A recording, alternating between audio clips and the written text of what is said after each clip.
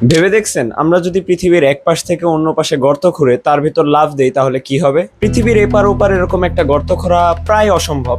তবে ধইরা নিলাম তুমি হচ্ছে বাটুল দিগ্রেড, তুমি খুইরা ফেললা। তো যখনই তুমি লাফ দিবা তখন একটা জিনিস খেয়াল রাখবা, পৃথিবী অনেকগুলা লেয়ার নিয়ে তৈরি, আর তুমি যতই ভিতরে যাইতে থাকবা পৃথিবীর ভিতরের তাপমাত্রা ততই বাড়তে থাকবে। তো প্রায় 15 কিলোমিটার ভিতরে যাওয়ার পর এখানের তাপমাত্রা এত বাইরে যাবে যে এটা লোহাও গলায় দিতে পারবে। তো তুমি তোমার অবস্থা কল্পনা করতেই পারতাছো, পুরা ছাই হয়ে যাওয়া, ছাই। তাও ধরে নিলাম তুমি এমন একটা স্যুট বানাইলা যেটা যে কোনো হিটই সহ্য করতে পারে। তো তুমি আবার লাফ দিলা, কিন্তু লাফ দেওয়ার পর একটা জিনিস খেয়াল রাখবা যে তুমি যত ভেতরের দিকে যাইতে থাকবা তোমার উপর অ্যাটমসফিয়ারিক প্রেসার ততই বাড়তে থাকবে। মাত্র 50 কিলোমিটার ভেতরে যাওয়ার পরই তোমার উপর যে প্রেসারটা হবে সেটা প্রায় 15,000 PSI এর হবে, আর এত প্রেসার তোমাকে চাটনিই বানাই দিবে। তো ধরলাম তুমি এই প্রেসার হ্যান্ডেল করার জন্য আরেকটা স্যুট বানায় ফেললা। তো এবার তুমি লাফ দিলা। তো খেয়াল রাখবা যখনই তুমি সেন্টার অতিক্রম করবা পৃথিবী তোমাকে নিচের দিকে টানবে, আর 42 মিনিট পর তুমি যখন অপর প্রান্তে পৌঁছাবা তখন পৃথিবীর গ্র্যাভিটেশনাল ফোর্স এত হবে যে তোমাকে আবার সেই গর্তেই ফালাই দিবে, আর তুমি এই পাশ থেকে ওই পাশ, ওই পাশ থেকে এই পাশ, এটা চলতেই থাকবে। তো ভাই তুমি হয়ে যাবা ফুটবল যার পৃথিবী মজা নিতেছে।